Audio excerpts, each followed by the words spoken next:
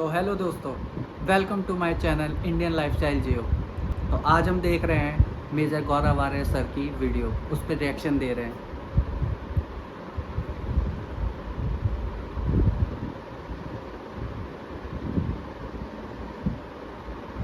उनको लग रहा है कि किसी भी वक्त भारत के टैंक अंदर आ सकते हैं, किसी भी वक्त भारतीय फौजी अंदर घुस सकते हैं और हमारे इलाके पे बैठ जाएंगे, फिर उनको निकालना बड़ा मुश्किल होगा। यार ये अच्छा नहीं लगता कि क्रिकेट चल रही है और भारत में जंग हो रही है। देश हमारा जंग की हालत में और हम क्रिकेट खेलेंगे? नो। वहां से घुसने की कोशिश कर रहे थे, सीमा सुरक्षा बल तैनात थी, ठोक की गोली साथ लेटा दी है भाई। ये पाकिस्तानी है, 4-5 दिन के अंदर बाप बाप चिल्लाने वाले हैं। मैं कह रहा हूं 12 नहीं, आप 12 मत बोलो पाकिस्तानियों, आप ये बोलो कि 100 मार गिरा है, 200 मार गिरा, हमें कोई फर्क नहीं पड़ता। ये एक्चुअली इसने पाकिस्तान में बहुत तहलका मचाया, अलग अलग जगह गिरा है, अलग अलग जगह।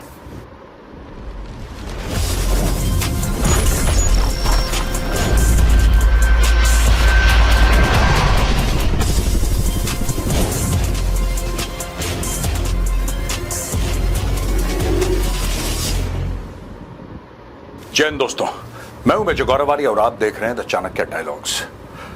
आपको धुंधलापन दिखाई दे रहा है दोस्तों?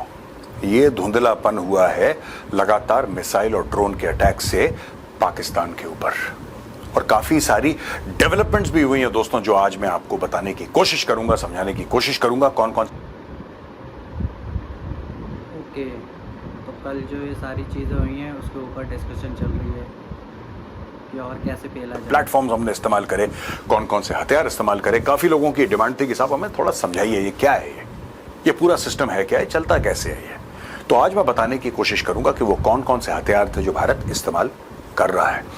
दोस्तों ये शुरू करने से पहले एक बात आपको बताना चाहता हूं, बहुत जरूरी है कि आप और मैं समझ लें ये चीज।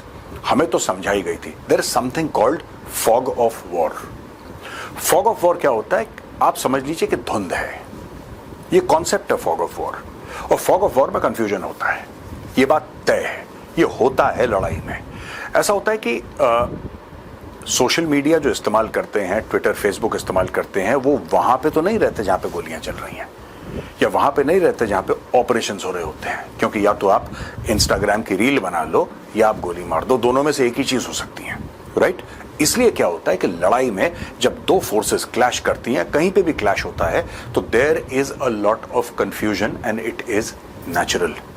तो आपके पास काफी ऐसी खबरें आएंगी जो पाकिस्तान की तरफ से डिसइंफॉर्मेशन होगा, आप उसको विश्वास मत करना, बिल्कुल भरोसा मत करना आप इस चीज पे, क्योंकि पाकिस्तानीज प्रोपेगेंडा बहुत बढ़िया करते हैं। इसके अलावा और कुछ उनके देश में सब का सब बेड़ा गर्क है पूरे देश में, लेकिन प्रोपेगेंडा बहुत अच्छा करते हैं।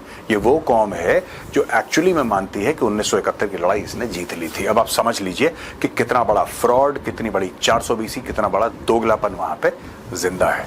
तो चलिए दोस्तों वीडियो को आगे बढ़ाते हैं।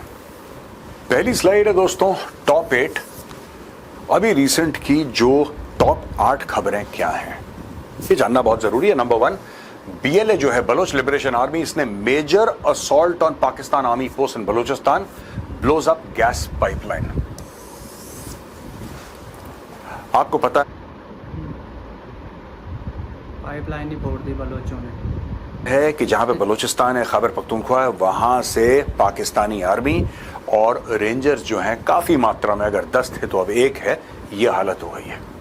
और वहां से हट हट के इंडियन बॉर्डर की ओर आ रहे हैं, चाहे वो लाइन ऑफ कंट्रोल हो चाहे इंटरनेशनल बॉर्डर हो, पूरे वहां पे चले पड़े। उनको लग रहा है कि किसी भी वक्त भारत के टैंक अंदर आ सकते हैं, किसी भी वक्त भारतीय फौजी अंदर घुस सकते हैं और हमारे इलाके पे बैठ जाएंगे, फिर उनको निकालना बड़ा मुश्किल होगा। इसमें याददाश्त भी थोड़ा सा काम करती है दोस्तों। इलाका तो हमारा ही था, लेकिन पाकिस्तान ने चोरी करने की कोशिश करी। मैं बात कर रहा हूं 1984 की, और जगह है सियाचिन ग्लेशियर। बात यह है कि सियाचिन ग्लेशियर भारत का था, है और रहेगा, लेकिन पाकिस्तान ने क्या करा, ये देखते हुए कि वहां पे कोई बैठा नहीं है, क्योंकि इलाका ऐसा है, किसी ने सोचा नहीं था कि वहां पे जाएगा कौन, राइट? कभी किसी ने ऐसा नहीं सोचा था। लोग ठीक है, पाकिस्तान के साथ एक डील हो गई है, पाकिस्तान के साथ शिमला एग्रीमेंट हो गई है 1972 में, हमने भी नक्शे साइन कर दिए, उन्होंने भी नक्शे साइन कर दिए, अब वो अपनी बात रखेंगे, हम अपनी बात रखेंगे, ये कॉन्सेप्ट था। पाकिस्तान ने क्या करा बड़े स्मार्टली कि सियाचिन ग्लेशियर के लिए लोगों को यानी कि विदेशियों को, गोरों को, फिर वो चाहे वो ऑस्ट्रेलिया के थे या फिर न्यूजीलैंड के लोग थे, अमेरिका के थे, and even some Japanese adventurers and tourists जो ऐसे दुर्गम इलाकों में जाना चाहते हैं, जो एक्सपीरियंस लेना चाहते हैं, जो प्रोफेशनल माउंटेनियर्स हैं, उनको सियाचिन की परमिशन देना उन्होंने शुरू कर दिया। पाकिस्तान ने ट्रैवल एजेंट्स के साथ टाई अप करा पूरी दुनिया में, जो एडवेंचर स्पोर्ट्स को प्रमोट करते थे और वही इनका धंधा था, बिजनेस था, और उनको ये बोला कि यार देखो सियाचिन ग्लेशियर है ना, वो तो हमारा है, तो अगर कोई आना चाहे तो उसको बोलो कि इस्लामाबाद लेकर आए अपनी फ्लाइट से